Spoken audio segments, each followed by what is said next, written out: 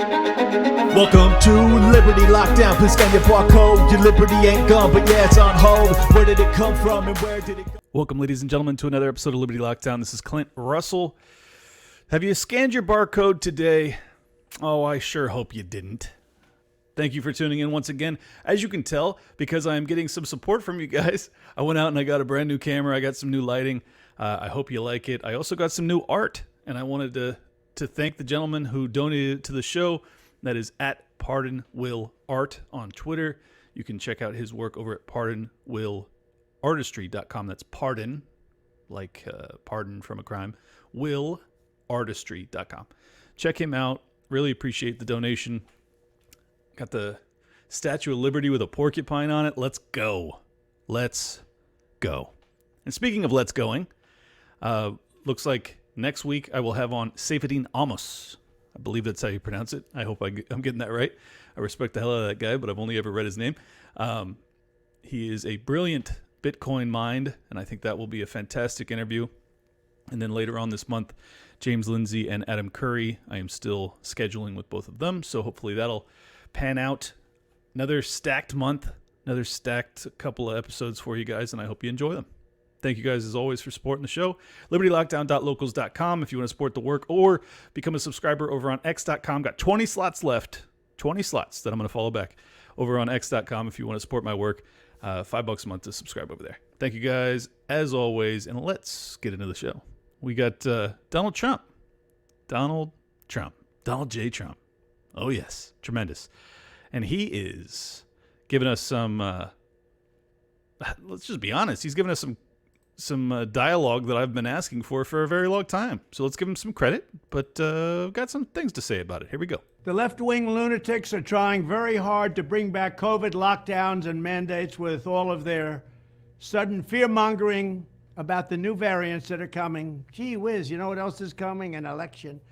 They want to restart the COVID hysteria so they can justify more lockdowns, more censorship, more illegal drop boxes, more mail-in ballots, and trillions of dollars in payoffs to their political allies heading into the 2024 election. Does that sound familiar? These are bad people. These are sick people we're dealing with.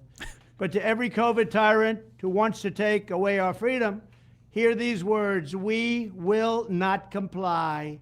So don't even think about it. We will not shut down our schools. We will not accept your lockdowns. We will not abide by your mask mandates. And we will not tolerate your vaccine mandates. They rigged the 2020 election, and now they're trying to do the same thing all over again by rigging the most important election in the history of our country, the 2024 election, even if it means trying to bring back COVID. But they will fail because we will not let it happen. When I'm back in the White House, I will use every available authority to cut federal funding to any school, college, airline, or public transportation system that imposes a mask mandate or a vaccine mandate. Thank you very much. Well, let's start by saying, awesome. Appreciate it. You were the president in 2020, bro. Where were you? Where was that? Where was the rhetoric about, these tyrants do not comply? I literally had a dozen, 25, 50 rants in the year 2020 imploring people not to comply, begging them not to comply. And you were up there encouraging them to comply. Breaking my heart here, Don. A lot of people are going to say, well, Clint, he figured it out, okay? Cut him some slack. Better late than never. All right. I hear you. But before you get in too much of a forgiving mood, let's hear what Donald Trump had to say in the year 2020, and you can decide if you would like to be as forgiving as you're feeling in this present moment. We did the right thing. We closed the country down. Could have kept it open. And I could have done what some countries are doing. I had to shut it down, and we did the right thing. I thought of keeping it open. And we did just the right thing. We closed it down. And a group of very smart people walk in and say, sir, we have to close it. And we did the right thing. They can't do anything without the approval of the President of the United States. Even the Democrats aren't blaming me for that. We had to close it up. Some people wish we never closed it down. We did the right thing. We closed it. It's a decision for the President of the United States. We did the right thing. We had to close it up because nobody's ever heard of closing down a country, let alone the United States of America. We had to turn off the airlines. We had to turn off everything. And we did the right thing. A lot of people have thought about it. Write it out. Don't do anything. Just write it out and think of it as the flu. But it's not the flu. It's vicious. We basically shut down our country. We did the right thing. We had to close it down. The President of the United States calls the shots. And we had to close it down. We did the right thing. They're not working in offices. They're not in airplanes together. And we did close up. We had to close it up, and we did the right thing. We closed it down. We did the right thing. We closed it up. We were told we got to shut it down, stop it, tell everyone to stay home because of this horrible virus, and we did that. We had to artificially close our country. We've done this right, and we really have done this right. So we did the right thing. Everything we did was right. I know I got a lot of Trump supporters watching right now that are furious with me, but you shouldn't be mad at me. You should be mad at that guy for not apologizing. See, that's the thing. I'm a super forgiving person. Super forgiving. You have no idea. I know I come across as a very vicious individual. It's just because I never get any fucking apologies. I never get any apologies for destroying the global economy, for destroying the minds of children, millions and millions and millions of children destroyed by that decision-making process. Destroyed by it. All I want, all I ask for is a little reflection. Just a smidge. Just a tinge of reflection on your decision-making processes during that period. But can I get it, though? No. All I can get is a forward-looking, declaratory, do not comply, we will not listen to these tyrants. Well, if they're tyrants moving forward, what were you in 2020, Don? Tell me. Why is it any different? Allegedly, it's a new variant. It's more dangerous and blah, blah, blah. And they propose more lockdowns. Okay. Why are they more of a tyrant than you were in that period when you did the right thing when you shut it down? Why? Why is it any different? It's not. There's a logical incongruency there that you can't get past. And many of his followers are so, or his supporters are just so in the bag for this guy. They're going to accept it at face value and go, well, he's saying the right thing now. That's what matters. I don't care about what he did in 2020. Okay, that's your decision to make. And I get it to a certain extent. But, don't pretend as if 2020 didn't happen. Don't pretend as if he didn't take credit repeatedly for the lockdowns themselves. Because he did. And he described it repeatedly in hindsight as the right thing to do. In hindsight. Also in the moment, I might add. And all the way up until today, he still doesn't change that perspective. If you're good with that, cool. I'm not really good with that. It bothers me a lot. I'll get to some points that you'll like later, so hang in there. Hang in there with me. But first, a little bit more of Don saying craziness. Have to get the shot. The vaccinations are so important. This is really going around now. They have to get their shot. Today we're on the verge of another American medical miracle. This is one of the greatest miracles in the history of modern day medicine. Pfizer and Moderna have announced their vaccine is approximately 95% effective. These vaccines are also very safe. A medical miracle. We have delivered a safe and effective vaccine in just 9 months. What we've done is historic. Don't let them take it away. Don't take it away from ourselves. You're playing right into their hands when you sort of like, oh, the vaccine. If you don't want to take it, you shouldn't be forced to take it. No mandates, but take credit because we saved tens of millions of lives. Both the president and I are vaxxed, and did you get the booster? Yes. I got it too. Okay, so... Don't. Some friends of mine, they wanted to say, I said, don't come tonight. Let's go another time. It's pouring. Woody Johnson, a great gentleman. You ever hear of Johnson and Johnson? He owns the place. I tell you what, this guy's got cash like nobody's got cash. Johnson and Johnson. I came up with a vaccine, with 3 vaccines. All are very, very good. The vaccine is one of the greatest achievements of mankind. And if you take the vaccine, you're protected. Look, the results of the vaccine are very good. And if you do get it, it's a very minor form. People aren't dying when they take the vaccine. I recommend take the vaccines. I did it. It's good. Take the vaccines. But no, that's okay. That's all right. You got your freedoms. But I happen to take the vaccine. If it doesn't work, you'll be the first to know.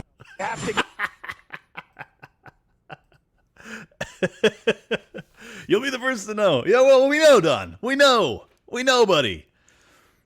It's so fascinating how he tries to play both sides of this thing. And those minutes of highlights of him saying things that I don't like, the thing that bothers me by far the most, and if you're a libertarian, you already know what I'm going to say. You have your freedoms. Yeah, you have your freedoms. But I took it, so. There is no we have our freedoms. We are free. We are free. You never had the right, or, for that matter, the ability to force me to do any of that. None of it. And more people are waking up to that fact, thank God. Not a moment too soon. But man, 5 minutes of highlights of this guy, not just espousing how the lockdowns were the right thing to do and how we had to lock it down, and that the governors couldn't do anything without his approval. He said that repeatedly, even though he's wrong. But then also 2 straight minutes of highlights of him going, oh, the vaccine was so good. It was a modern miracle. Does it feel like a miracle? Does it feel like a miracle today? Have you looked at the excess mortality rates? Have you? I can't really talk about them, so I won't. But I'll encourage you to go do it yourself. Look at the excess mortality rates. Look at what it looks like this year versus the height of the pandemic. Pre versus post vaccine rollout. Do your own assessments. Talk to your own doctors. Figure out if it's right for you, as they say. But man, is that frustrating. And what's really bizarre about this is that it puts me in such a terrible position because Joe Biden is a disaster of the highest order. I would say it's fair to describe him as the worst president in my lifetime, and with the potential, at least his administration, because I don't really perceive him as being the president, but this administration, in terms of weaponizing the Department of Justice, weaponizing the FBI, the CIA, fomenting World War III, potential for nuclear war, potential for future lockdowns, spending out of control, inflation out of control. The list goes on and on, right? Oh, on top of that, he's described the MAGA supporters as potential domestic terrorists. The fact that on day one of his presidency, he categorized people that have Betsy Ross flags or ANCAPs, like myself, or libertarians, or the list goes on and on. They described them, and they directed the FBI to categorize them as potential domestic violent extremists. My people, good people, peaceful people. I don't appreciate that. So do you know how hard it is for me to say what I'm about to say? I'm still thinking about supporting Donald Trump moving forward. Do you know how crazy that is? That's how fucking crazy and dangerous the Biden administration has become. That there is, if I'm presented with these 2 choices, which I know lesser of 2 evils, yada, yada, yada. But we are to a point where, and I know they always say this is the most important election of our lifetime. Donald Trump says the most important election in American history, blah, blah, blah.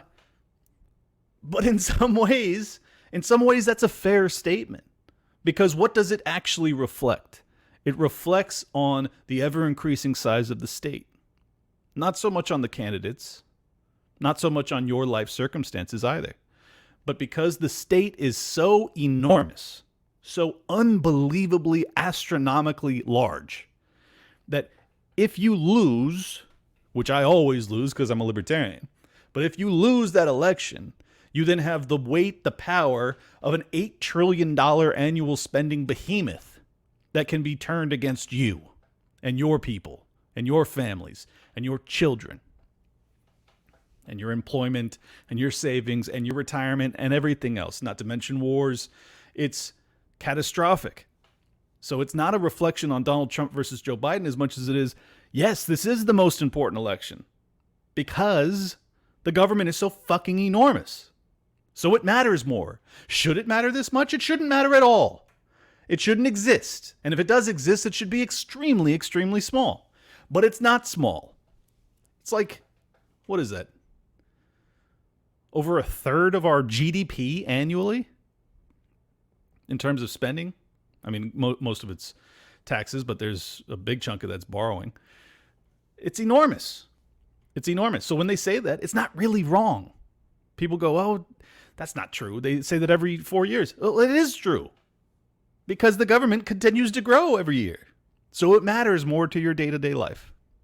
I wish it weren't the case, but it is. And because of that, because the Biden administration is such an existential threat to me, to my life, to my family, to the people I care about, it is a really, really hard and serious decision I have to make. And yes, it's one vote, and yes, it doesn't really change things because one vote won't change an election. But in terms of the collective, it's a very challenging decision that we, me, you, the 20,000 or so that are going to watch or listen to this, it's a tough decision to make because 20,000 votes is enough to swing some of these states that might actually make the difference in the election. Not to say that I'm going to change the outcome, but I'm just saying collectively, it's a really, really big deal. And that's where we're at. We're in a position, so I got to get my camera to refocus. We're in a position where if the Biden administration or Gavin Newsom or just basically the Democrats, if they are to prevail in 2024, this is the other factor that has to be really deeply considered. They've attempted to soft coup Donald Trump. They concocted evidence to try and go after him, right? We already know this. I'm not going to cover all of it in detail, but they did with Russiagate, the obfuscation of Hunter Biden's laptop, the complete bearing of the IRS whistleblower and the, I think it was FBI whistleblower that came out about the Hunter Biden investigation and the Joe Biden investigation. All of these things have been buried. We know that based off of actual whistleblowers in our government that said they're not going after this guy the same way they went after Trump. And FYI, the way they went after Trump was a coup because he didn't do the things that they accused him of, and they planted and created much of the evidence to do so. And then the phone call in Ukraine. And then January 6th. I mean, the list goes on and on. But then on top of that, now they whether you believe the 2020 election was legitimate or not, which, as I've said many times, I'm still up in the air on. But because he went to challenge it and he asked his attorneys to go after legal remedies, quote, I mean, he said, use the, what legal avenues do we have to go after this? They are now pursuing him in 4 separate states for both January 6th as well as the election stuff, as well as the classified documents at Mar-a-Lago, which, by the way, Biden also had classified documents in Delaware and elsewhere. All of these things, and they're trying to get him off of the ballot using the 14th Amendment. They're trying to remove a guy who is far and away, and it's not close at all, far and away, the number one competitor for the White House in 2024. It's not close. Now, we're very far away, but as of now, it ain't close. He is miles ahead of Vivek, miles ahead of DeSantis, and then all of the other neocon peasants that no one cares about anymore. Thank God. Thank God no one cares about those people anymore. But number one competitor, even if you don't believe that Biden will be the next candidate for the Democrats, which I think is a distinct possibility because his brain is literally malfunctioning on the regular. He's like blue screen of death, like he ain't there. But say it's Gavin Newsom, whatever. Whoever it is on the Democrat side, okay? And then you have Donald Trump. Far and away the favorite. And they're trying to put him in prison for 700 plus years. 700 plus. I don't like Donald Trump. I don't like him at all. He destroyed the global economy by allowing Fauci and Birx and these other lunatics to lock us down. And then he bragged about it. And he made all of the worst pharma companies on earth extraordinarily wealthy during that period. Mandating a product, he didn't mandate it, but it ended up being, right? Based off of Operation Warp Speed. And his whole thing, which he brags about, which led to this, which led to the mandates, which led to the insanity. He brags about all that. He spent like a lunatic in 2020. He browbeat Powell and said, I want interest rates lower when they should have been hiking them. He did everything wrong in 2020. Everything. And he's still the best option in terms of viable candidates. How fucking crazy is that? How crazy is that? From a libertarian perspective, he was a disaster in 2020. One of the worst decisions, one of the worst years in American history. That's not overstating it. It was a catastrophe. And I'm still considering, because I just want a fucking wrecking ball to fly through this entire system. I'm still saying to myself, Jesus Christ, maybe. This is the Sticks and Hammer thesis that I debated with him or I moderated with the debate against Dave Smith a year ago, basically like a year ago today. It's so frustrating. It's so frustrating to think that this might be the best option. Jesus Christ. Can we do better, people? Can we do better? But here's the sad reality of it. The MAGA crowd, they aren't going away from him. I don't want them to go away, by the way. I like most of them. But I'm saying they're not going to go away from supporting Donald Trump. Like, if he is taken off the ballot, they're going to write his ass in. They're going to handwrite Donald Trump. Like, these people are super ride or die committed to this guy. There is no political figure in my lifetime, aside from Ron Paul, who had that kind of passionate supporters. And I believe that. I believe that strongly, that there is no GOP nominee if someone by some miracle wins it, or if Donald Trump is removed through lawfare. There is no GOP nominee that I think can beat the Democrat side, simply because so many of the MAGA supporters will just not vote for them. Like, these people are committed to that path. So it's essentially whatever disastrous option the Democrats present us, and then Donald Trump. That's what it's going to be. I'm telling you right now. If I'm wrong, I'll eat my words, but I would bet a lot of money it's going to be Donald Trump, probably removed from a handful of ballots, or a handful of different states' ballots, versus Newsom or Michelle Obama or whoever, whatever disastrous human being they put up on the Democrat side. And we don't even know who the Libertarian candidate's going to be at this point. There's like a dozen people running. And as we all know, we'd be fortunate, extraordinarily fortunate, just to get 5% of the vote. And for the record, that's what they intend to do. That's what the Libertarian Party, I know for a fact, they are going to be trying to get 5% of the vote. Not win, but get 5%. Let me explain very briefly why. And this matters. And this is why, at the end of the day, I may end up casting a vote for the Libertarian candidate regardless, is that if you get 5% of the vote, which based off of the tallies from 2020 would probably be 7 to 8 million total votes for the Libertarian presidential nominee. If you get 5%, you get major party status in America. You get invited to the debate stage, the national debate stage against the Democrat and the Republican, and I believe you also get campaign like funding assistance or something like that. I'd have to look up the details to remember that part, but it would break the duopoly, and that's a compelling argument on the side of going against Trump for sure. So I'm not telling you what to do. I'm not even saying I've made up my mind. I just wanted to basically vent as to the thought process that I'm going through right now, because it's like, I shouldn't care this much, but it matters a lot. It matters a lot. It really does. And I just don't know what the answer is.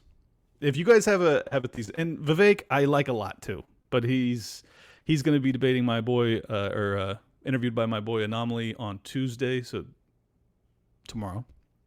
And I can't wait. I cannot wait for that interview, because Anomaly was burned badly by Donald Trump, and he smells a snake in Vivek.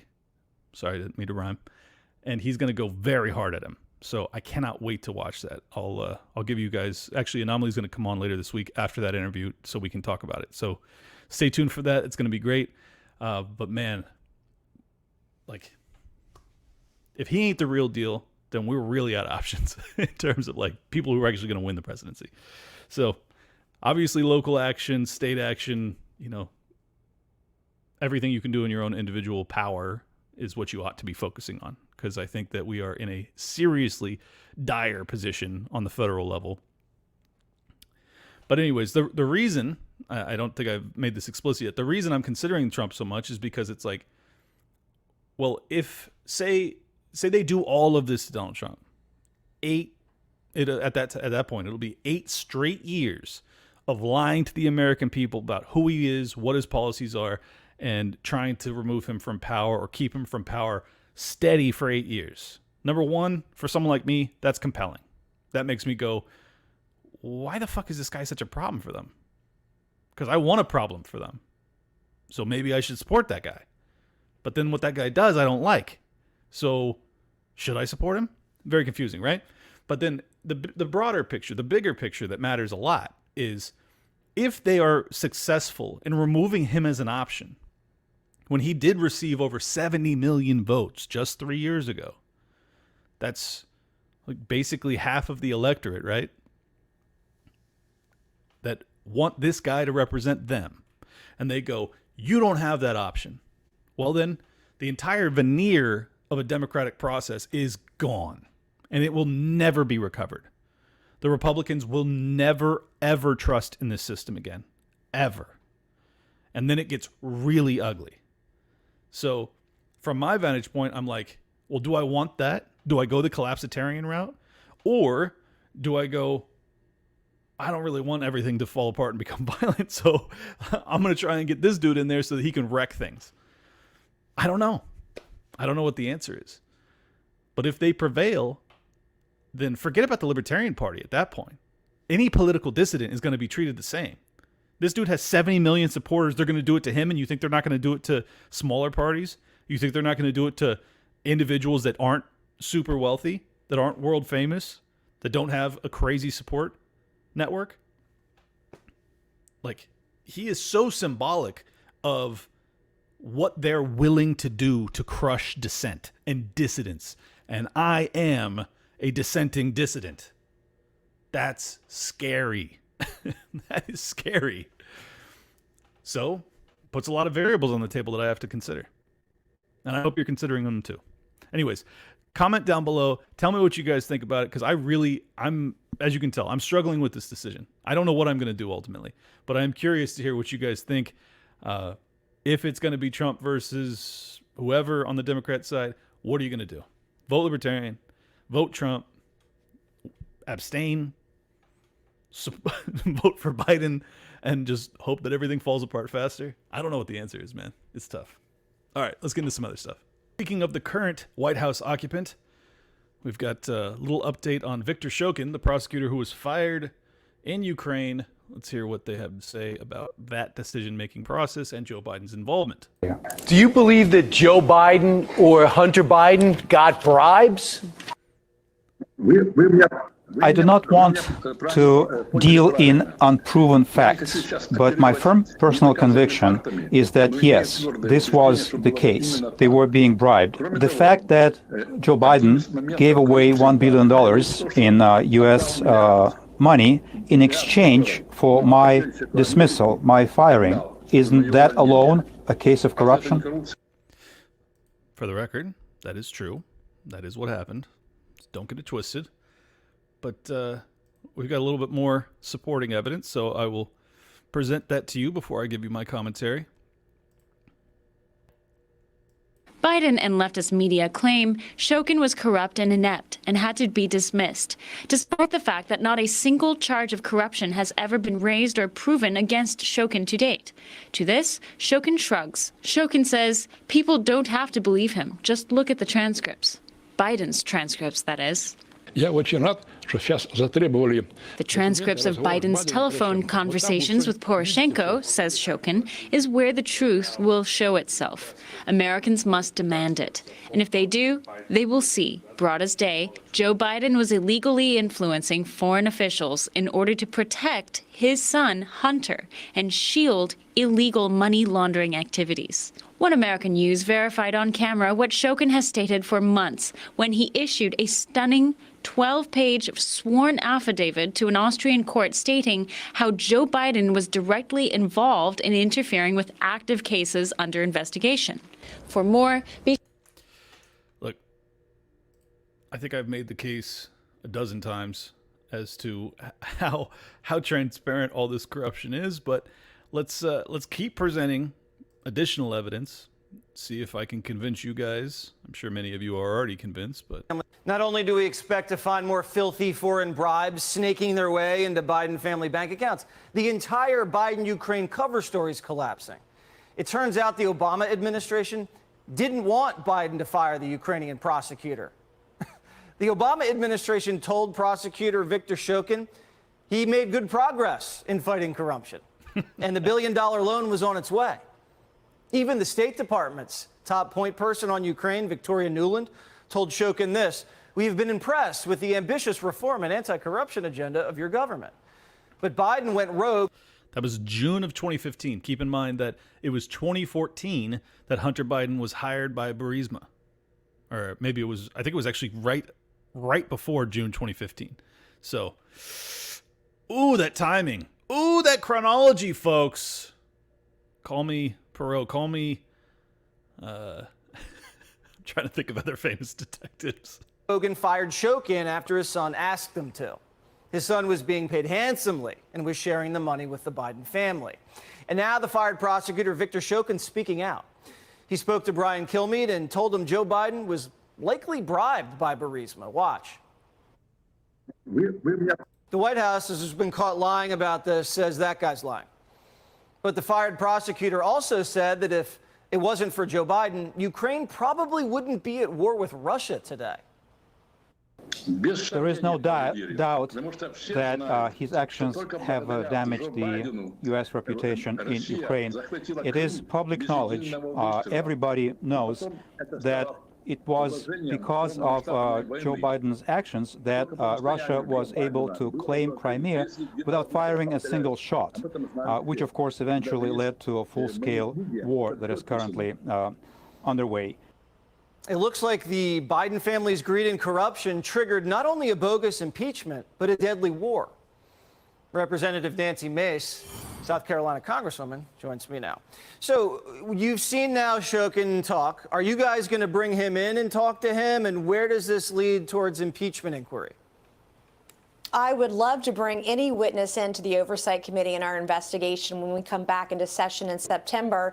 And I have to tell you, Jesse, Article 2, Section 4 of the Constitution, bribery is one of the bases for impeachment in this country. And those bank records and those witnesses, they know where the bodies are buried. And those bank records and witnesses will be the nail in the coffin for Joe Biden, because if he did nothing wrong, why lie about it? If he did nothing wrong, why use a pseudonym? If he did nothing wrong, why is there millions and millions of dollars from Ukraine, from Burisma, from Communist China, and their bank accounts? And quite frankly, I think it was Barack Obama who said, do not underestimate Joe Biden's ability to F things up. And he's really done it this time. Sure has. So where do you stand with these subpoenas? You know you're looking into some offshore accounts that they've been hiding. Mm-hmm. I don't know if you've looked into Joe Biden's personal checking account. There's the Wilmington Trust account, which looked like a piggy bank for the family. Where do we stand?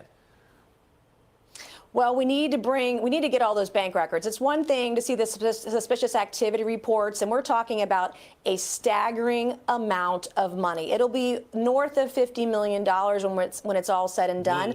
But we have to have those physical bank records in hand. There are a lot of foreign banks involved that cost money. It takes time. We have to engage those banks to get those. But those will be the nail in the coffin in this investigation if we can prove the bribery that all of the other witnesses are alleging. Look, I've already made the case, so I'll spare you the classic Clint rant on this topic. I just think that, I'm going to take a little victory lap. I was early on this.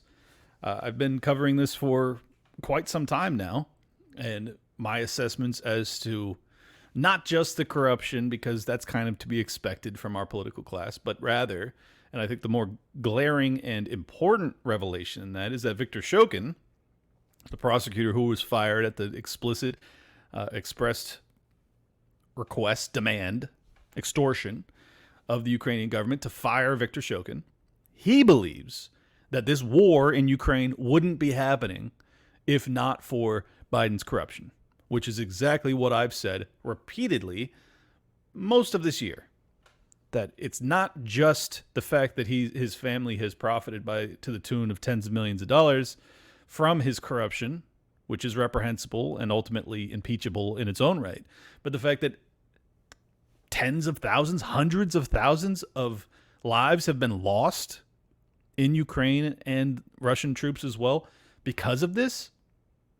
And we risk a hot war with the largest nuclear power on earth because of Joe Biden's corruption. That is the reason I believe, more than anything, more than his dementia or whatever mental issues he's having, is why he will not be the candidate in 2024. I really, really strongly believe that. I think the Democrats know that he has served his purpose and he has gots to go. This guy has way, way too much baggage at this point. And it's hilarious because he wasn't ever really their preferred candidate. In my opinion, I don't think they really, really wanted Joe Biden. He was kind of like, they just had such a shallow bench that they're like, who's the only company man that the American people look to and they say, that guy was, he kind of like, he brings up memories of Barack Obama, so we're just going to run his ass. And he got in there somehow. Wink. So I don't think he's going to be the candidate. I really don't. And let's just hope that his corruption doesn't lead to even worse consequences in terms of World War III. This is a fascinating conversation between a journalist who's being questioned about Biden's corruption. And just to show you, this guy works for the Washington Post. And this is such a great kind of microcosm of the corporate news's approach to Biden's corruption. It is despicable. What do you take from the text message to his adult daughter, Hunter's text message, I have to give 50% of my income to Pop? I have no idea what that means. I have no idea what that means. Well, it's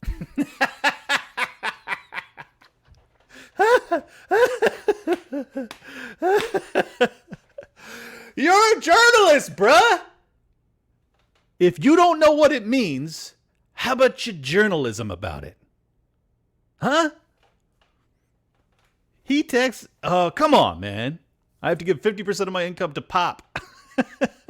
I don't know what that means. I know it's circumstantial evidence, and you prefer that. No, to what direct evidence. could it mean? I have no idea. But doesn't it? I don't know. Well, I appreciate your. Has anybody asked her? I don't know. I don't know. Don't you think somebody should ask her? Okay. Like I'm not. I just said I don't know, and I don't know what to make of it, so I have nothing to say about it. Yeah, what do you want me to say? Yeah, but you say there's no evidence, but then there's a text message where he says, "I give Pop 50% of my money." That's evidence. Okay. Well, okay, fine. So it's evidence. I appreciate you having me on. It doesn't. That something like that. Who do you think is more? I listen to that and I'm saying, Am I? You can free to go. I feel you want me to leave, like just walk out in the middle of this because that way you can you can go. Right. Is this a standard? Really, this is the way the Washington Post handles people who disagree with them. When I agree to be on for 45 minutes, go, and then go. I get on for an hour and 15. Yeah, Go, that after a while go, I go. go. Thanks for having me. Jesus Christ. So, just to clarify, that is, what's his name? Philip Bump. He's the national columnist for the Washington Post and the author of The Aftermath. Oh, and he's also New York Times editor's pick for an author. My God, man. I mean, like as much animosity as the corporate news journos get, it ain't enough. It ain't enough. That is crazy to me. That is crazy. Like, just imagine for a second if it was Kushner or Donald Trump Jr. who was saying, I got to give, and he's racking in tens of millions based off of business deals, and he's got to give half of it to pop. And you ask that same exact journalist, what does that mean? What conclusion do you think he'd come to? You know. He'd go, Donald Trump's corrupt and he should be impeached. It'd be knee-jerk. It'd be instantaneous. See, this is what makes libertarians unique and special, in my opinion, is that we feel that way no matter who the fuck it is. We don't care. We actually care about the Constitution and the American people, and we don't really care at all about your partisan heroes and your deities. We just want the corrupt to go away. We want them to be either thrown in jail or thrown out of office, preferably both, but you just can't continue to rule over us if you're so transparently corrupt and evil. But these people, my God, when it comes down to their guy, Joe Biden, blinders are on. They won't even lift a finger to get to the truth. It is truly, it's a sickness. It really is. All right. I got an article from Nature, which usually I don't read scientific articles, but this one was interesting, and I just want to kind of show you guys how I dissect these things when I'm reading them. I thought you would find it interesting. So today's episode of Liberty Lockdown is brought to you by a brand new sponsor, and we are thrilled to have them, Masterworks. If you've been trying to invest in this environment, you already know how crazy it is. Inflationary pressures, it's just nuts. The volatility is out of control. UBS shows that private assets like fine art can help diversify with a low correlation to stocks. Bloomberg reports art prices increased in 2022, highest total sales ever for major auction houses. In 23, the art market has passed its pre-pandemic level. Tens of thousands of everyday investors already use today's sponsor, Masterworks, to invest in art. You don't need millions of dollars or art expertise. Every Masterworks sale to date has delivered a positive return to their investors. That's incredible, including annualized net returns of 10, 17, and even 35% all this year. Masterworks' most recent exit was just days ago at the end of August for a double-digit 13.4% annualized net return. My listeners get special access to skip the wait list. You just have to go to masterworks.art/lockdown. Past performance does not guarantee future returns. Any investing involves risk, including loss of principal. You can see the disclosures over at masterworks.com/CD. Again, that's masterworks.art/lockdown. Masterworks.art/lockdown. Check it out. It might be right for you. If it's an inflation hedge that works for you, great. Masterworks.art/lockdown. Let's get back into the show. It's from nature.com. Degrowth can work. Here's how science can help. Wealthy countries can create prosperity while using less materials and energy if they abandon economic growth as an objective. Oh, we just have to abandon economic growth. Oh, no human suffering will come from that. The global economy is structured around growth. The idea that firms, industries, and nations must increase production every year, regardless of whether it is needed.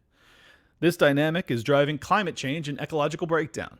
High-income economies and the corporations and wealthy classes that dominate them are mainly responsible for this problem and consume energy and materials at unsustainable rates.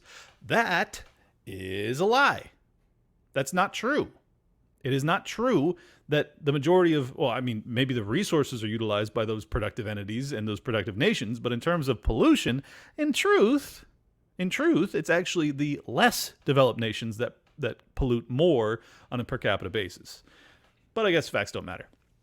Yet many industrialized countries are now struggling to grow their economies, given economic convulsions caused by the COVID-19 pandemic. Actually, no, it wasn't the pandemic, it was the lockdowns, but we'll set that aside. Russia's invasion of Ukraine, resource scarcities, and stagnating productivity improvements. Governments face a difficult situation. All of which was created by government, but I digress.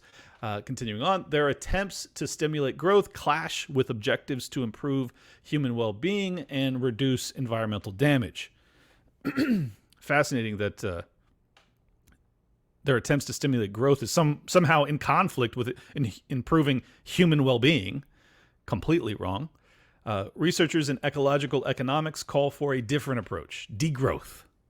Wealthy economies should abandon growth of gross domestic product as a goal, scale down destructive and unnecessary forms of production to reduce energy and material use and focus economic activity around securing human needs and well-being. Oh, just a technocratic top-down approach that will certainly not end in starvation and genocide.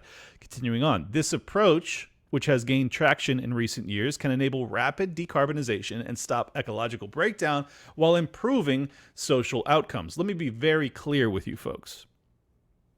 Social outcomes is not to your benefit. Whatever they mean by that, I would just read it as communism, because it's going to be starvation. I honestly, I don't even know what they're getting at with social outcomes, but like, if you're going to decrease GDP growth, which by the way is not some just nebulous figure, it's about productivity. It's about the output of your economy. I mean, yes, it's an extrapolation or some sort of extraction of what your economy is producing, but the production is what matters, because the production are goods which ultimately benefits humanity. We wouldn't be acquiring these goods for the most part if it didn't benefit our lives, because we wouldn't be spending the money on it, because we live in a free market. It frees up energy and materials for low and middle income countries in which growth might still be needed for development. Degrowth is a purposeful strategy to stabilize economies and achieve social and ecological goals, unlike recession, which is chaotic and socially destabilizing and occurs when growth-dependent economies fail to grow. Incredible. So degrowth is a purposeful strategy which somehow makes it not like a recession, which is chaotic and socially destabilizing. You can just degrow an economy as long as it's a decision that you've made.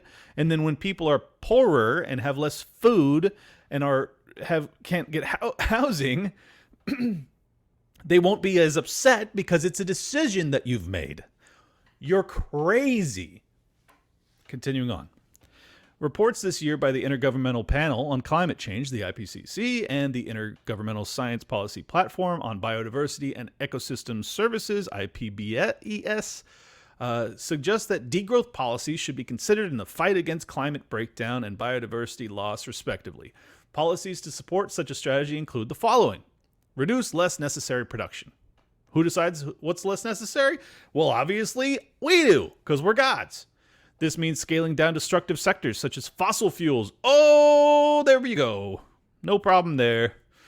They also don't want to have any fucking nuclear power, but they're going to reduce fossil fuels and just expect you to not freeze in the winter. I'm sure it's going to work out great.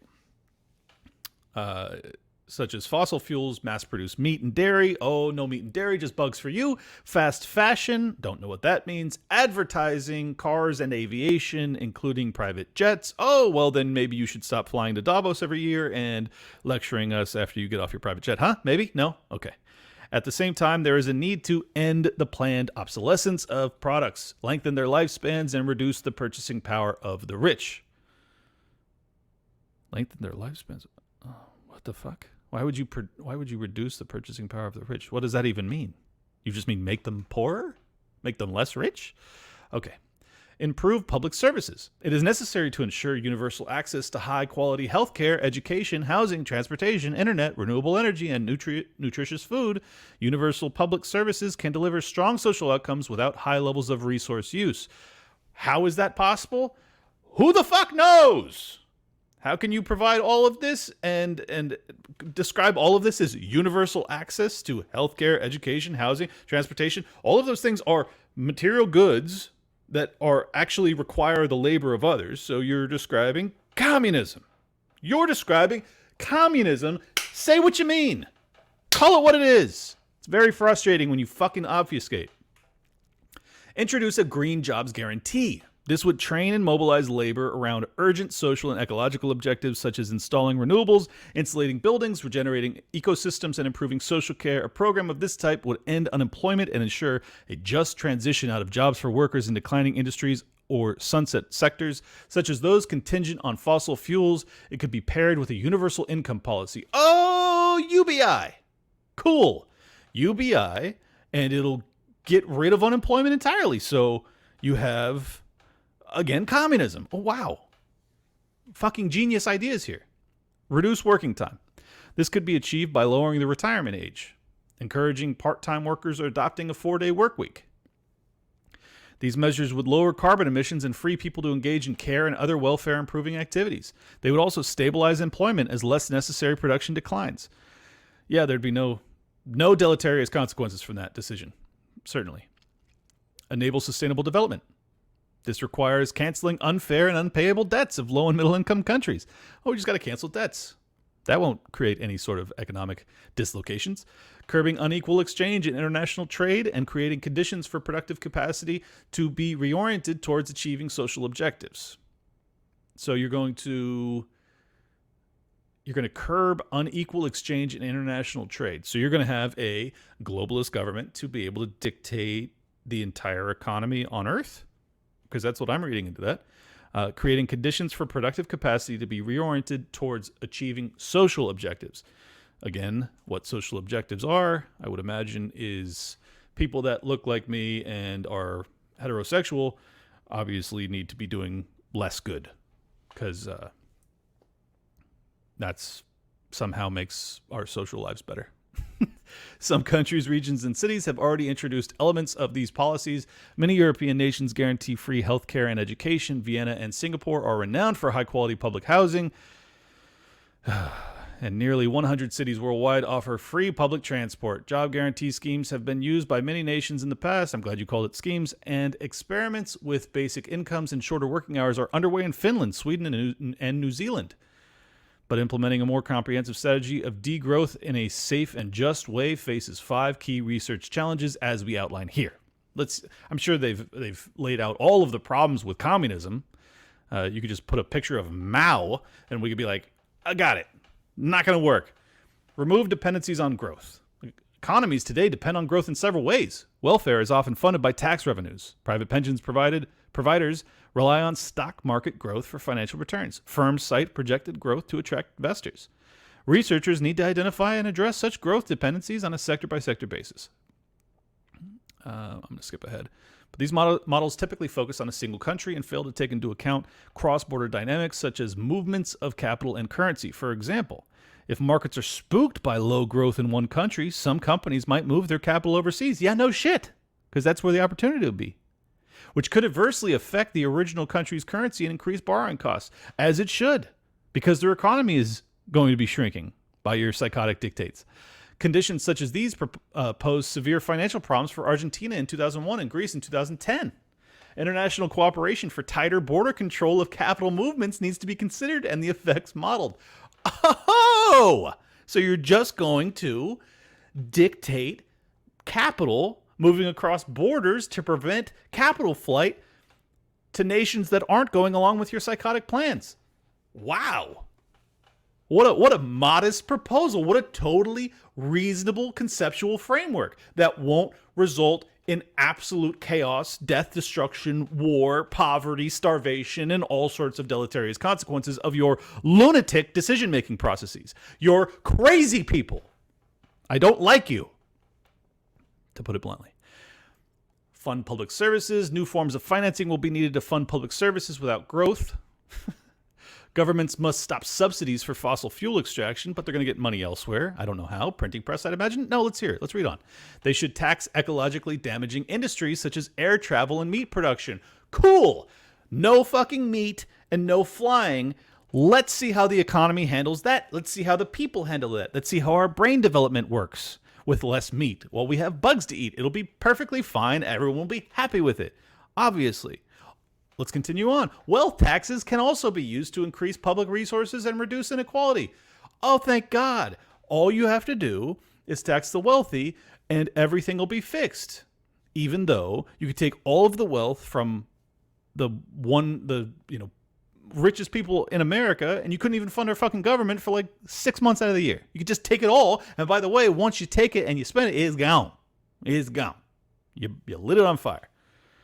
Governments that issue their own currency can use this power to finance social and ecological objectives. Borrow, print, inflate. Awesome. No problem there. This approach was used to bail out banks after the global financial crisis of 07-08 and to pay for furlough schemes in hospitals during the COVID-19 pandemic. Awesome. The two biggest crises in my lifetime, which have ultimately destroyed the economy and created terrible inflationary pressures. You are proposing that as a solution to your psychotic plans to decrease economic growth. You're fucking crazy. You're crazy. Inflationary risks must be managed. Oh, well, thank you for acknowledging that. If increased demand outstrips the productive capacity of the economy, well, it will. Earmarking currency for public services reduces cost of living inflation. Because you're going to give me a fucking bus? You're going to give me a bus pass and everything's going to be all right?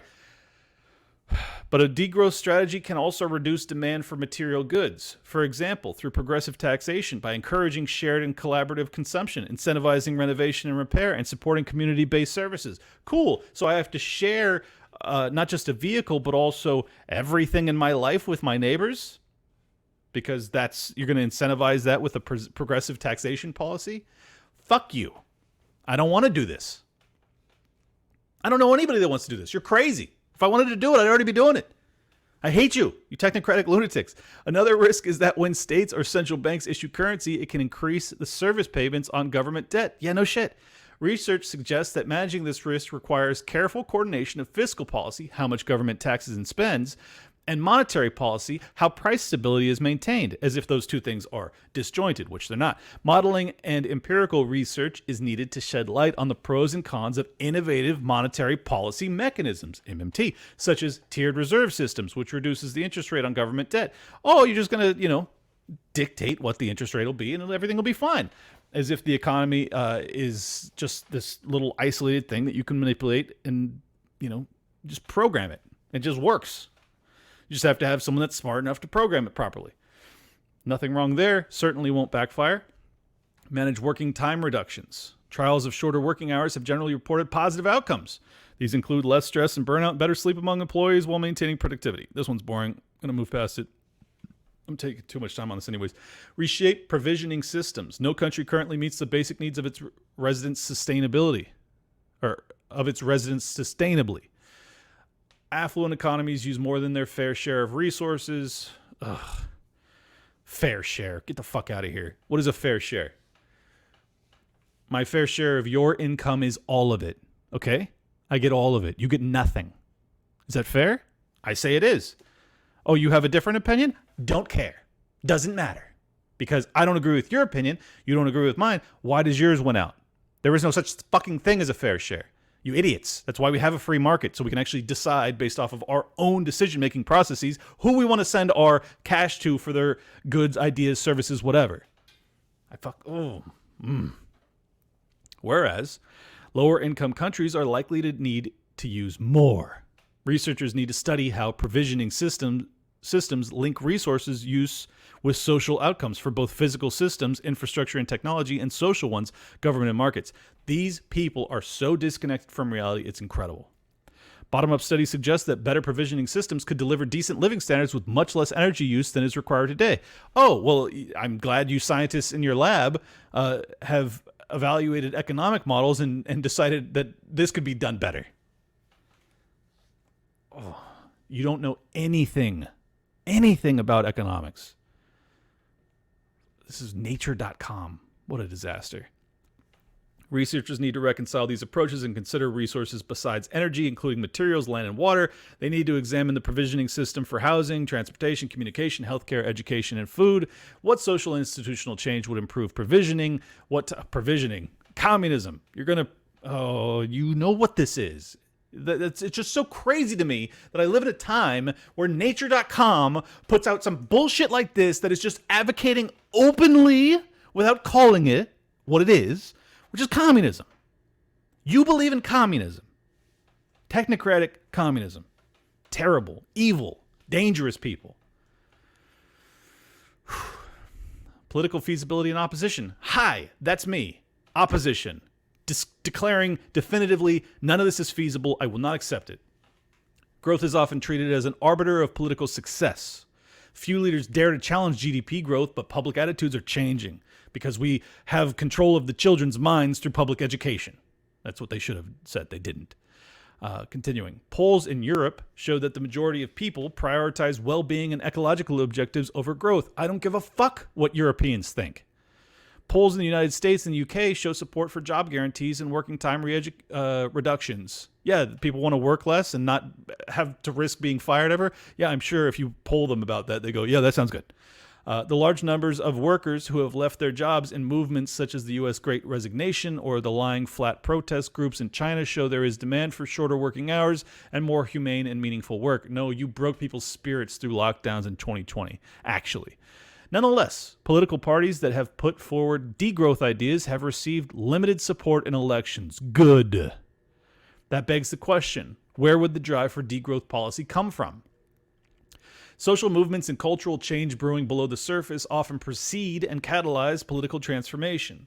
Social scientists should examine 4 areas. First, they need to identify changing attitudes and practices using polls and focus groups.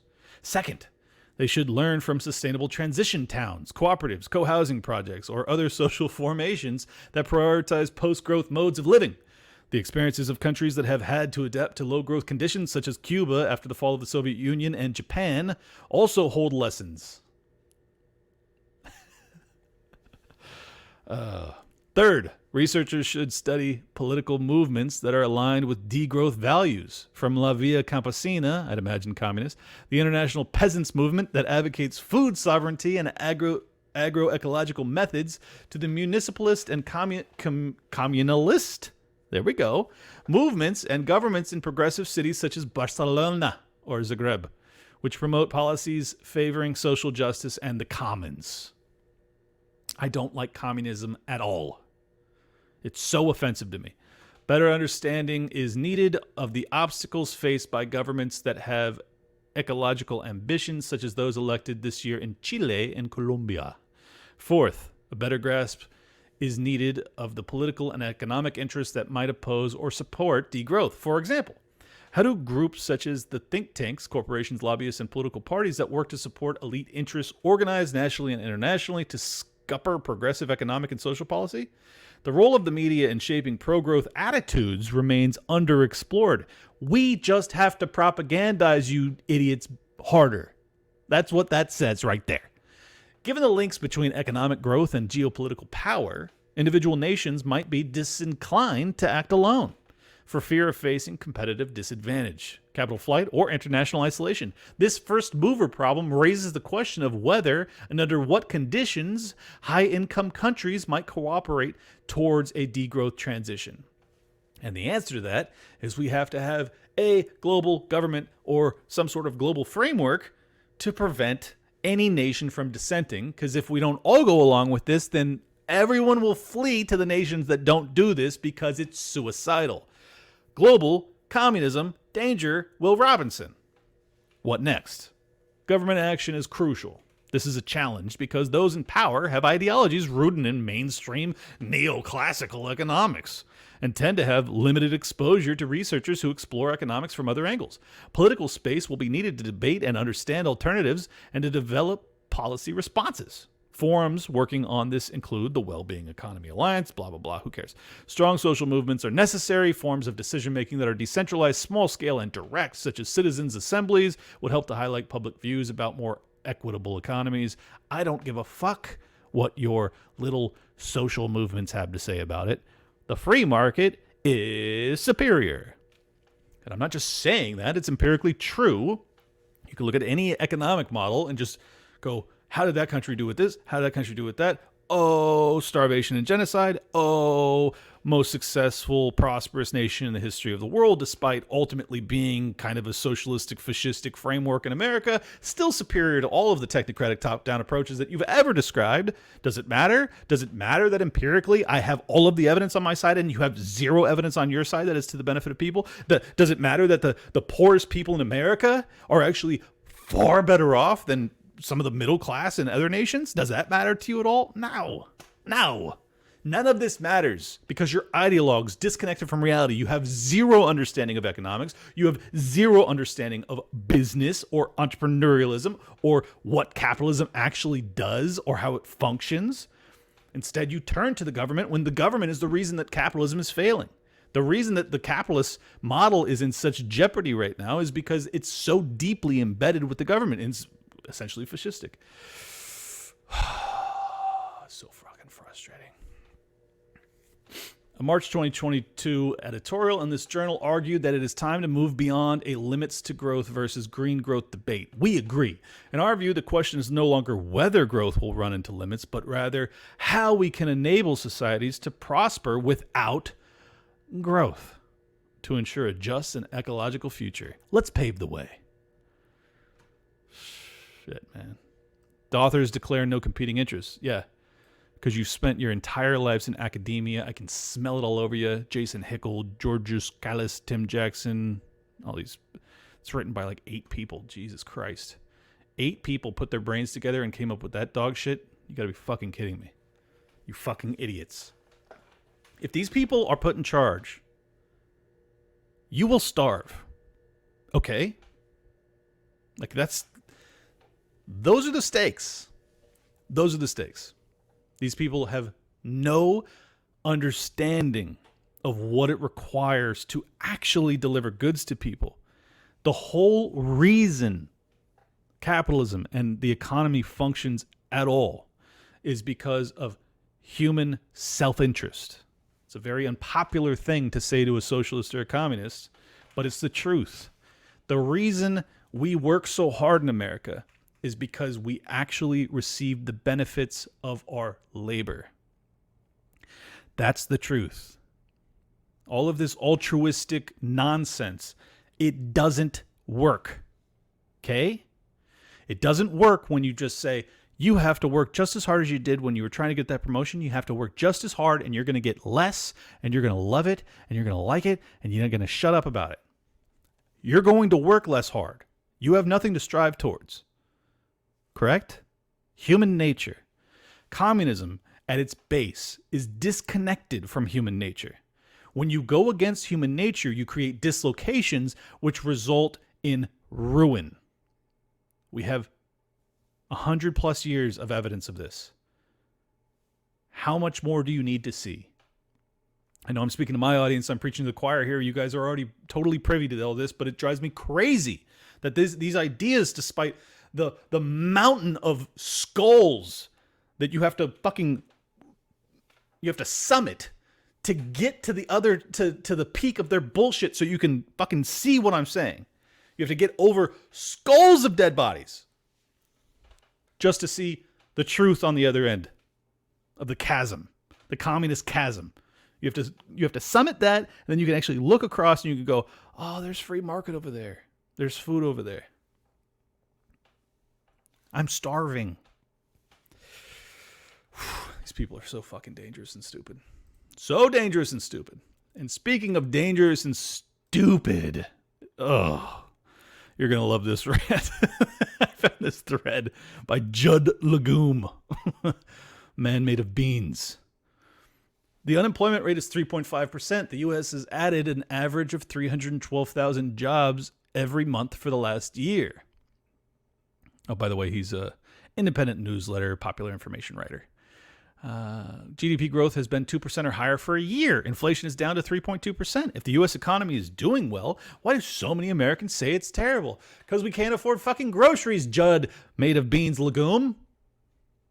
But an August survey by Quinnipiac University found that 71% of Americans describe the economy as not so good or poor. Oh, because they're not disconnected from reality. Just 3% say the economy is excellent. What explains this discrepancy? I don't know, Judd Legume. Did you poll it to figure it out? I hope you did. One factor is partisanship. More people today will rate the economy as poor if they don't like the person in the White House, regardless of economic conditions. So with Biden in the White House, a lot of Republicans are going to say that the economy is bad no matter what. But only 45% of Americans lean Republican, so partisanship is not the only factor. You don't say, Judd made of beans. Another factor, millions of Americans are mired in low-paying jobs. Oh, it's just that they don't get paid well enough. It's not the inflation. Okay. Watching the fruits of their labor get funneled to wealthy CEOs and investors. Yeah, that's the reason. A new report by IPS DC looks the 100 public companies with the lowest wages. The report found of these companies, a group that includes the nation's largest employers, CEO pay average $15.3 million and median worker pay average $31,000. That's a ratio of 603 to 1. Judd, The difference between what the CEO makes and the employee makes doesn't actually change the fact that they can't afford groceries now, does it? Because just the CEO's pay doesn't really matter because there's not a fixed pie. But your fallacious reasoning would lead the reader here to believe otherwise.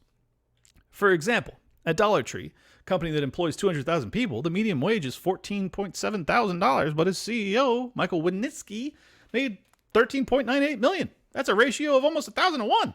Over the last 3 years, the median wage of a Dollar Tree employee decreased by 4.4%. Well, hey, Judd made of beans. It's a fucking minimum wage job where they sell dollar items. It doesn't require any real fucking skill set. Do you think that they should be making a crazy living to do that job? Shouldn't it be a starting job for someone that's fresh out of high school as opposed to a career path? Yeah, I think so.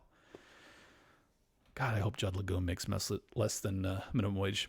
It's not hard to see how Dollar Tree employees would have a negative view of the economy. Oh, that's why. Because the CEO makes too much. Not because their $15,000 doesn't buy them fucking a half a pound of ground beef at the grocery store.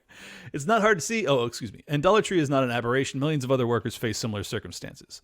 The company with the highest CEO to employee pay ratio is Live Nation, the parent company of Ticketmaster. In 2022, CEO Michael Rapino made $139 million, while the median Live Nation employee was paid $26,000. Ratio of 5,400 to 1. Well, good for that CEO. I can't believe, like, Jesus Christ. That's it. That's all he does. That's his entire fucking explanation. I only read half of it before, so I didn't know where he was going to go with it.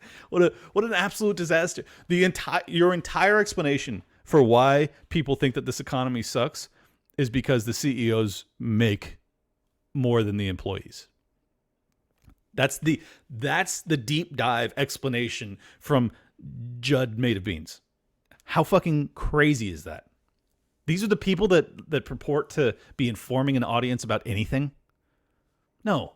How about you fucking step into the real world, go to the grocery store, go fill up a tank of gas, go buy some clothes, and then go, oh, this is why this economy sucks. Because I've been working fucking really hard for a really long time, saving, investing, doing all this stuff, and it sucks out here. It's hard to fucking live, man. Oh, my rent payment is $4,500 or something crazy. I mean, most people, it's probably less, $2,500. But these are astronomical prices. So yeah, our income hasn't kept up with the rate of inflation. That, dear Made of Beans, is the reason that people think this economy sucks, because they're right. Because this economy sucks. Doesn't take a fucking rocket scientist. You jackaninny. You dork you. All right. Let's hear a little breakdown on a lady who's talking about exactly what I just described. It's going to go back to where you can work and support your family without fucking stressing out. Seriously. My bills alone are $3,000 a month. I'm a single mom who receives fucking like $300 a month in child support for 2 kids. I can't do this anymore. I work every single day. I get maybe a day off. Sometimes, if I'm lucky, I'll get 2 fucking days off. I'm sick of it. I'm so sick of this. And I fucking forgot to pay my daughter's braces. And now I have to bring her in for them to remove them because I can't afford to pay it all off at once.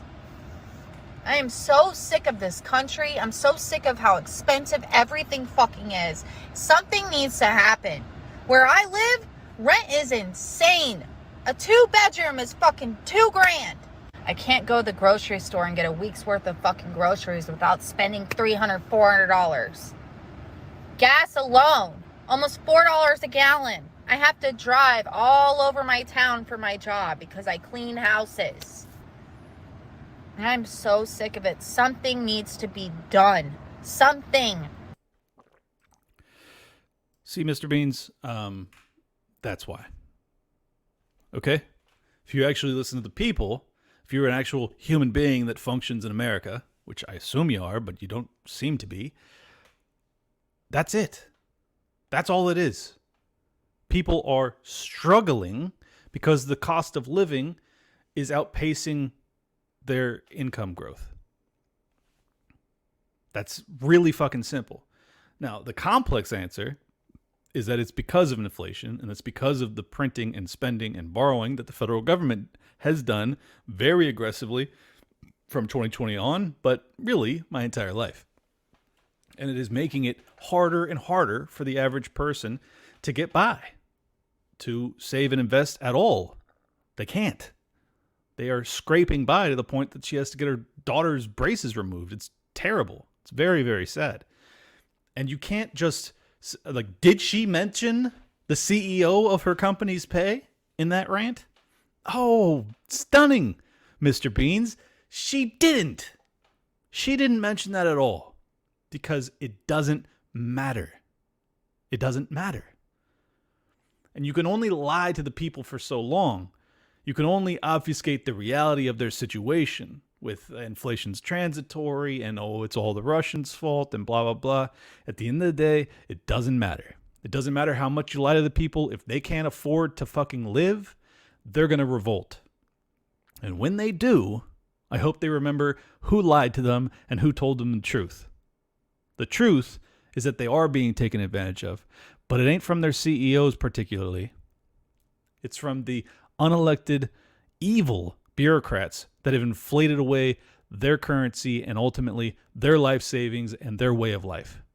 Those are the people that are responsible for this. And the political class that you run cover for and the journalists that run that cover, yeah, you're all culpable. And maybe you don't even know.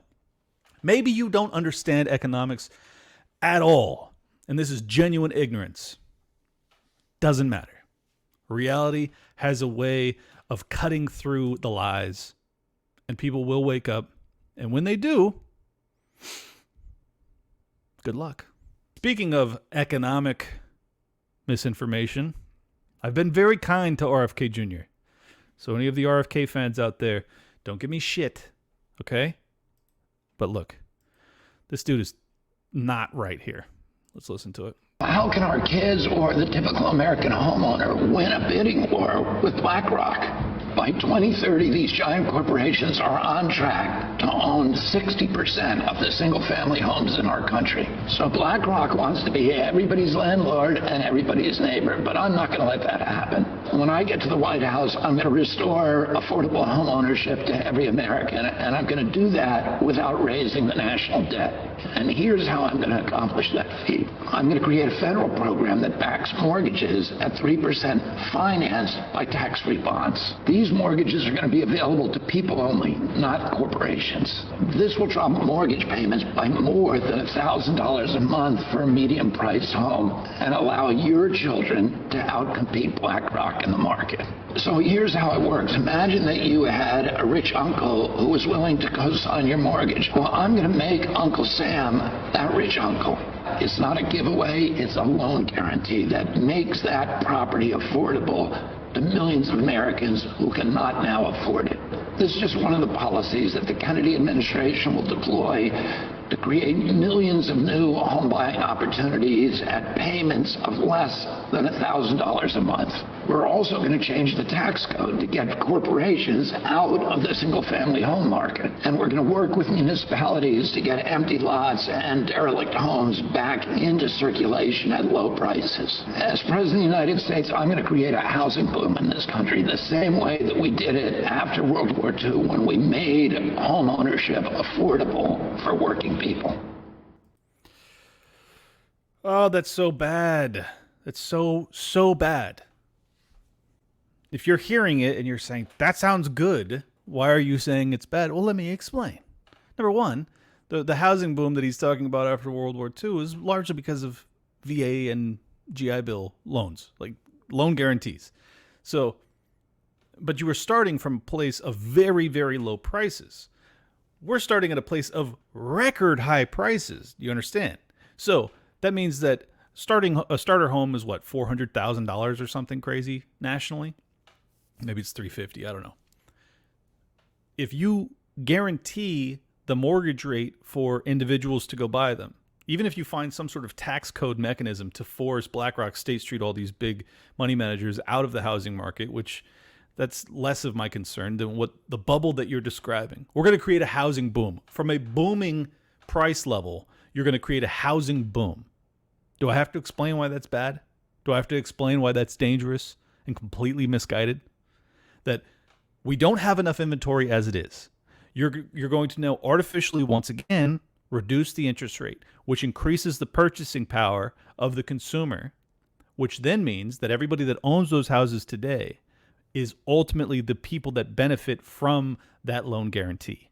You are making the wealthy, the people who already own houses, wealthier by your decision making, by your policy proposal.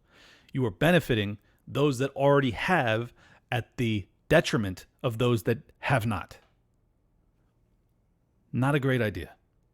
You're going to create from a bubble level, which is where we're at today, with $400,000+ average house pricing, you're going to propel that into the stratosphere and have starter homes that are $500,000 or $600,000 or $700,000 because you will have forevermore, based off of this policy, guaranteed 3% mortgages. Just some arbitrary figure that you fucking pulled out of a hat. It's stupid. It's the exact same conceptual framework that was utilized in the 04 through 07 period, where they were trying to get people into homes, like the whole idea of like everyone deserves to own a home. No. No one deserves anything, actually. Once you have worked hard enough and saved and invested, you have the ability to then go purchase a home. That's where you might actually find a real market, a real market equilibrium, where the supply meets the demand and you don't have this boom bust cycle. What RFK's policy proposal would do would launch another bubble from bubble levels. Super, super dangerous. Oh, and might I add that he was on the Breakfast Club and he said that part of his proposal would that the first people in line to get those loan guarantees would be school teachers. Oh, hooray. The people that are responsible for indoctrinating your children, the ones that have been making them completely crazy with mask mandates and gender and progressive, sexual ideology, let's make sure that they are the ones to benefit first and foremost from this housing program. Awesome plan, Bobby. Terrible. So disappointing. I'm sure many of you, I don't know if many of you, some of you will certainly disagree. Go ahead and comment down below. Tell me why I'm wrong. Tell me why this won't create a bubble that ultimately benefits the haves at the detriment of the have-nots. Because this seems clearly like a technocratic approach to the economy that will create a catastrophic bubble that will ultimately implode eventually and destroy. Oh, you know what? How about this? I'll just lay it out very, very quickly. What you actually ought to do to remedy this. Cut the red tape. Make it so that developers are actually capable of going out and building. Go back to a sound money system where you can actually not have to worry about inflation or deflation based off of the arbitrary dictates of the Federal Reserve Board, so that then developers, people that are in the real estate industry, can actually decide on projects without having to worry about Fed policy shifting with the wind based off of things that are out of their control. Allow the market to actually find an equilibrium for once, as opposed to having these inventory levels that are around 1 million housing units when it ought to be or needs to be closer to 2 million for the prices to stop rising. But it won't, because you guys printed and shoved so much into the system, and now people don't want to sell because they locked in a 3% mortgage, and now the mortgage rate sits at 7%, and they're not going to move. So Bobby's idea is essentially to lower rates again. Genius. Just ingenious solutions here. So you have to end the Federal Reserve, go back to sound money, and then cut the red tape so that developers can actually build. That's your answer. But no one's going to listen to me, so prepare for another bubble if Bobby gets elected. Ugh, so frustrating. You guys remember in 2012 when it was a showdown between Ron Paul and Mitt Romney? Let's check in on Mitt. Let's see how he's doing. See if he's pulled his head out of his ass. Oh, no, he hasn't. The single most important thing we can do to strengthen ourselves relative to China is to see Russia defeated in Ukraine. because they are allies, and Russia being weakened weakens their ally China. Does it matter that China and Russia weren't allies until 2 years ago? And that the invasion into Ukraine and their decision to become allies with China at all was a product of U.S. State Department involvement in Ukraine? Of course it doesn't, since Mitt's been profiting off of the Ukraine grift for quite some time. I mean, so, and by the way, being able to take an amount which equals what, about 5% of our military budget, but actually less than 5% of our military budget each year to help the Ukrainians is about the best national defense spending I think we've ever done. We're losing no lives in Ukraine.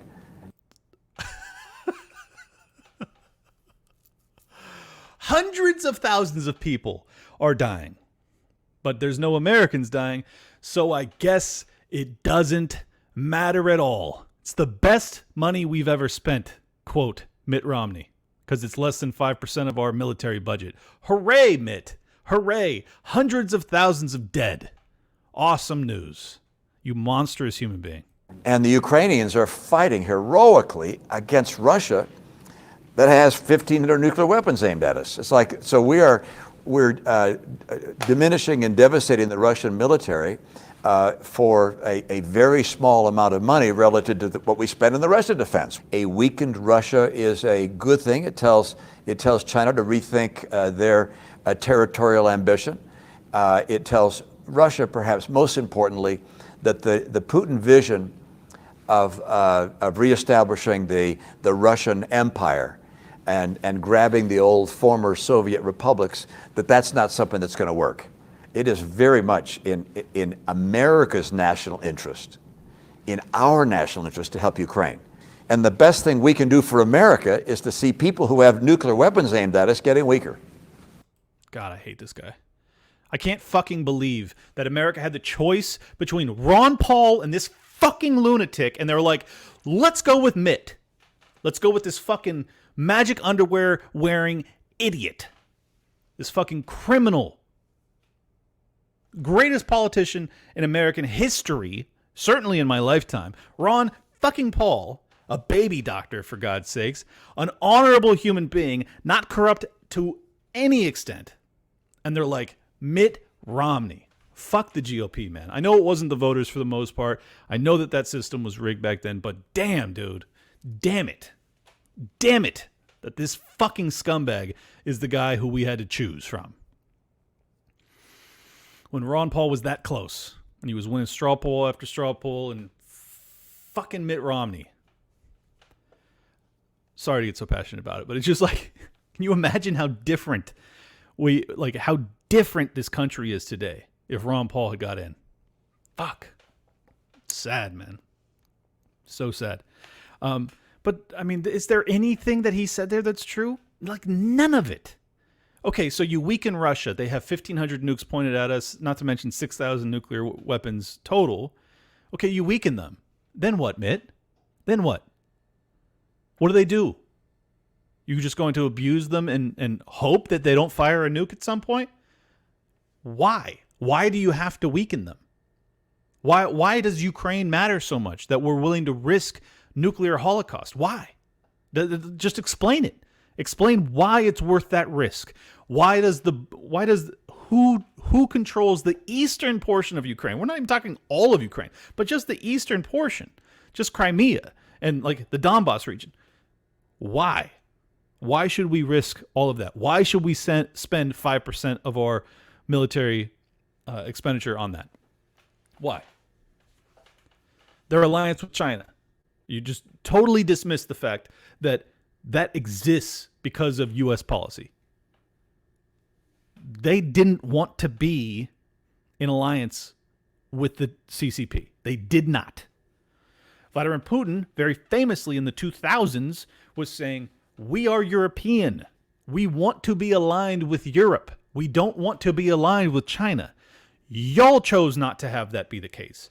You wanted Russia to be in alliance with China. And now they are. And now BRICS is creating a currency to try and undermine the U.S. dollar's reserve currency status in global trade. All of this is consequences of your decision making, your advocacy, your policies. All of the things that you're saying that we have to do this for to prevent is a product of your prior shit decisions. It's all on you guys. None of this would be happening. Putin wanted to be tight with Europe.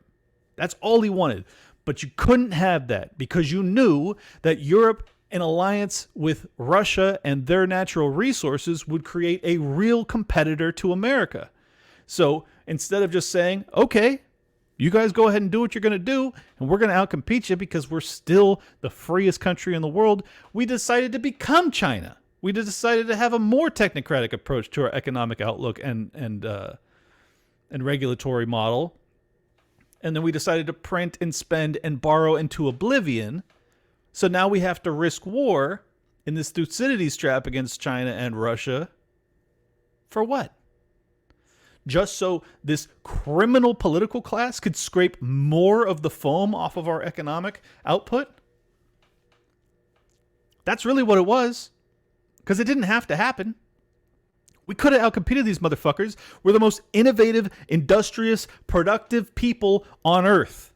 Not because we're particularly unique and special, but because that was our mental framework. That was the model by which we functioned. We believed in it. We believed in our efforts being and reaping the rewards of our labor. We believed in that model.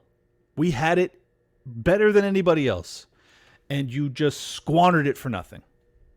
And you decided to opt to go to a technocratic surveillance state CCP-styled model, in which case we are no longer superior to them.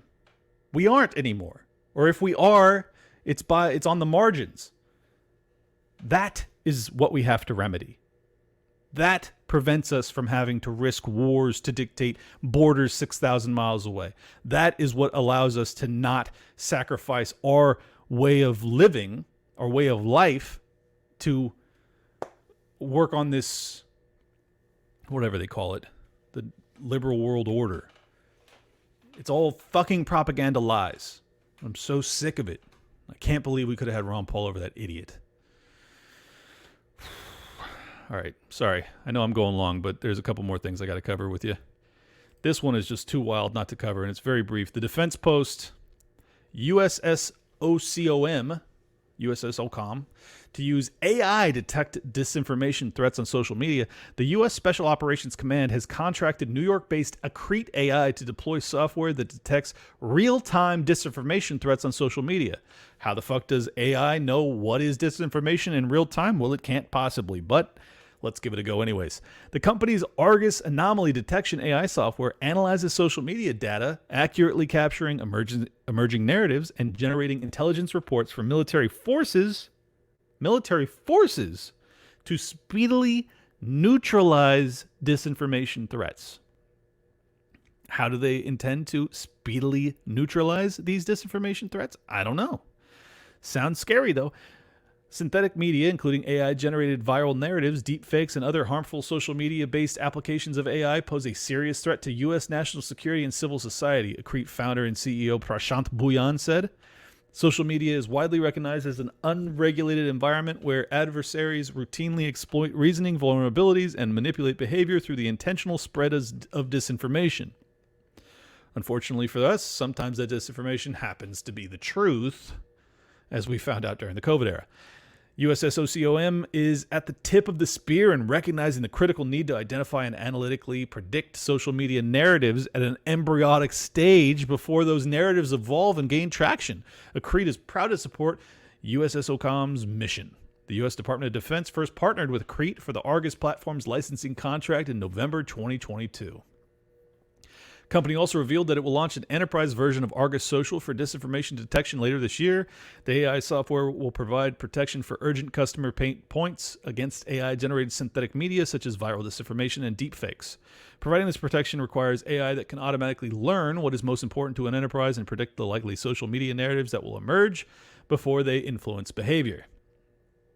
Companies are already experiencing significant economic damage caused by the spread of AI-generated viral disinformation and deepfakes manufactured by competitors, disgruntled employees, and other types of adversaries.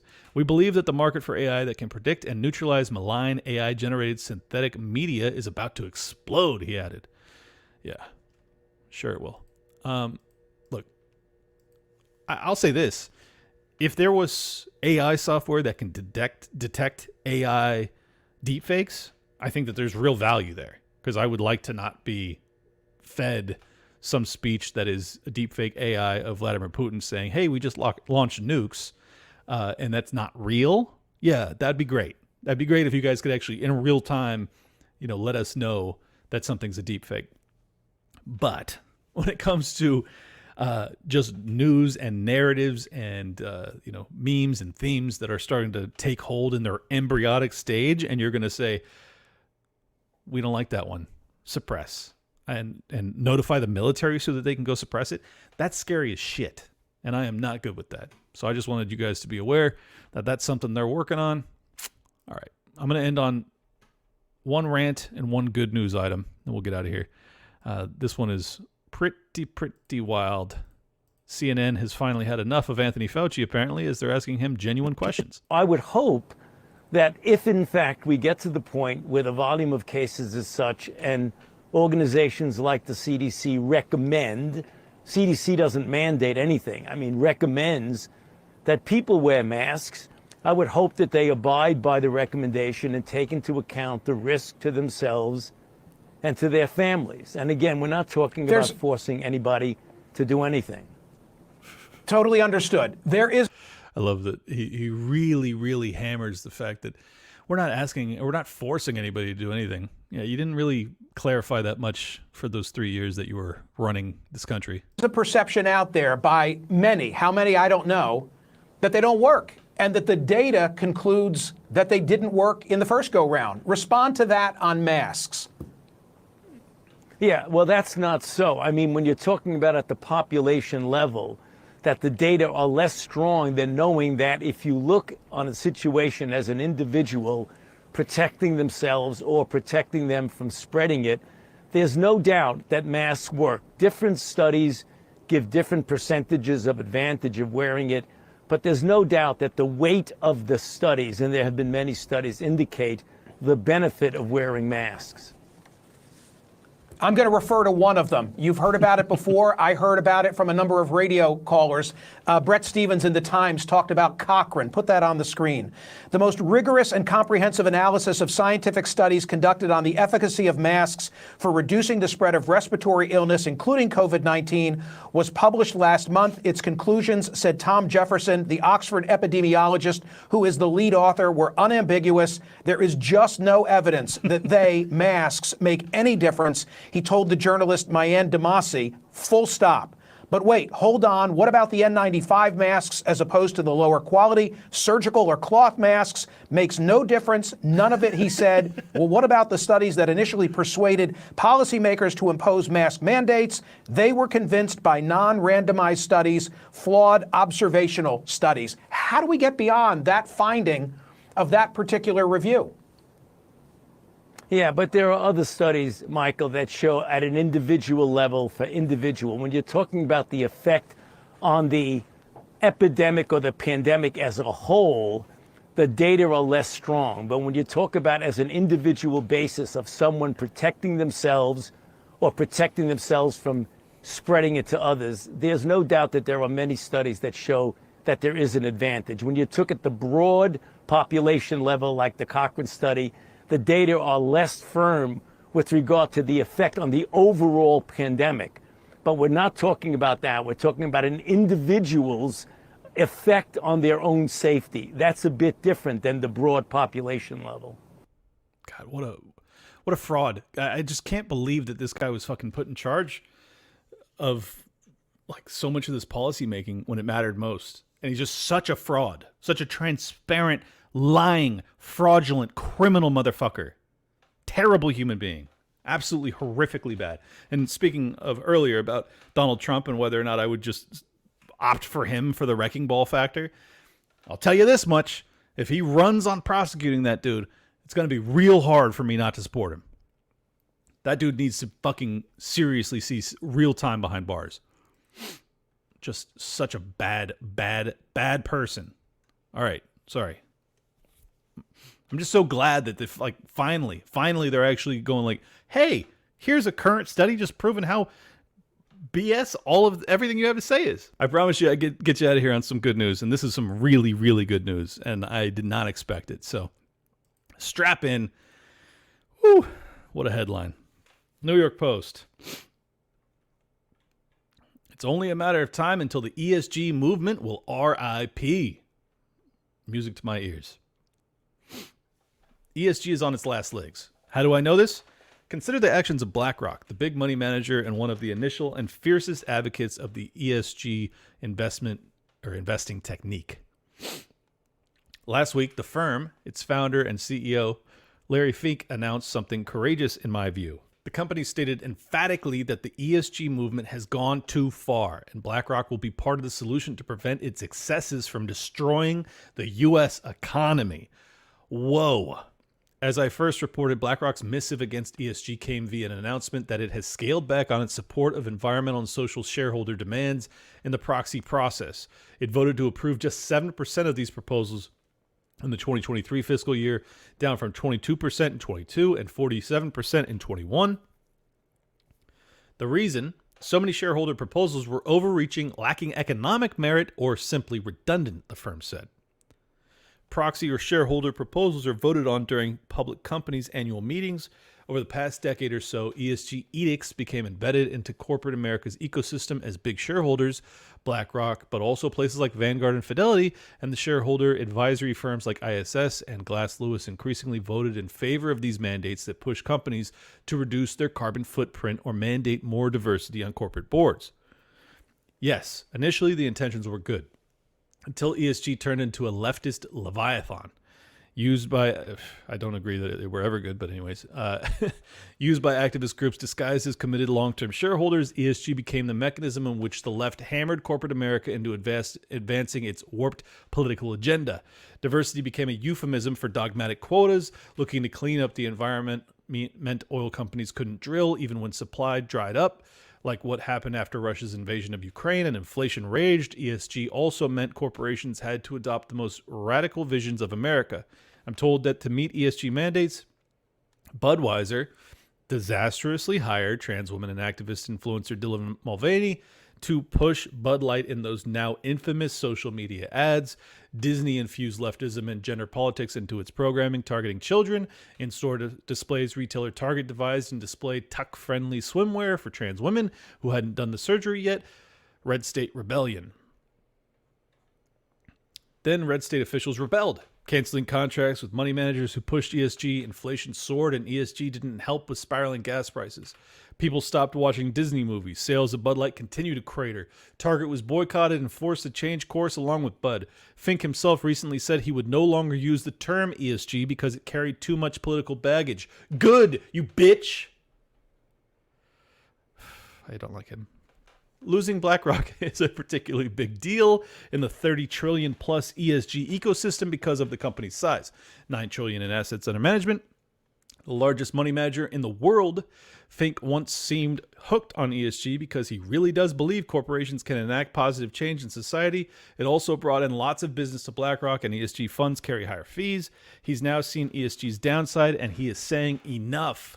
To his credit, Fink, for at least the past 3 years, has pushed back against the excesses of ESG. Yeah, not really. That's not true at all, actually. Maybe he started a year ago, but as of 2020 and 21, he was all on board. Don't lie. Don't cover up. I don't even know why you would. In January of 22, he wrote in his annual letter to investors, any plan that focuses solely on limiting supply and fails to address demand for hydrocarbons will drive up energy prices for those who can least afford it, resulting in greater polarization around climate change and eroding progress. Yeah, exactly. His sparring with NYC's loopy leftist comptroller Brand Lander is worth noting. Lander is supposed to be overseeing the pension investments for retired city cops, firefighters, and teachers. Last year, he began pushing Fink to begin divesting all BlackRock's oil company shares. Oh, you got to taste your own medicine there, didn't you, Larry? BlackRock manages money for the fund, so Lander's threats carried some weight. But Fink told him to pound sand. My sources there tell me BlackRock, for all its ESG talk, is the largest global investor in fossil fuels. Not only would divestment destroy the stocks of these companies and the pension returns that Lander is supposed to be protecting, but it would take inflation to dangerous new levels. Yeah, no shit. This is all the stuff that Larry was advocating for. He's shifting because we shifted. Because the people woke up to how terribly detrimental this was to their way of life. Do not give this guy an out. More recently, BlackRock had begun to use ESG screens more selectively in its actively managed stock funds, and then only informatively. People there tell me. It's not a determinative factor in buying a stock for its $4.5 trillion equity portfolio, the people say. For perspective, BlackRock manages another $4.1 trillion in so-called passive funds that mimic various indexes and have zero ESG components. The remainder, only around $600 billion, is heavily influenced by ESG methodology because these funds invest in renewables and other ESG-compliant companies. Is this something new? Senior executives there say it's not. BlackRock has always managed money based on clients' needs and desires. Bullshit. Okay, but a financial advisor with close ties to the firm says those ESG screens are used less and less for stock picking outside ESG-specific funds. Great news. Quote, ESG is still popular in Europe, the advisor tells me. For U.S. investors these days, it's mostly window dressing at BlackRock. It's not really used in decision-making anymore. End quote. Amen to that. Indeed. Amen motherfucking to that. You lose, we win. Haha. I'm so glad. I'm so glad that we're finally getting through this very, very dark period. And I'm not celebrating yet. This is not some fucking victory parade or anything, but if you had told me a year and a half ago when I was first, or 2 years ago when I was first talking about this with you guys, that we would be here already, I wouldn't have believed it. So cheers, kudos to you guys that so many people started to wake up to what this was and speak out about it, and it shifted very, very fast. Like I'm blown away, and not a moment too soon.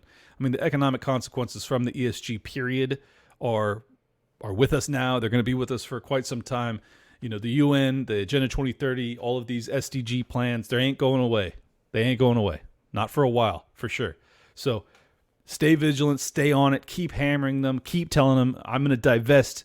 I would withdraw your money from BlackRock investment assistance anyways.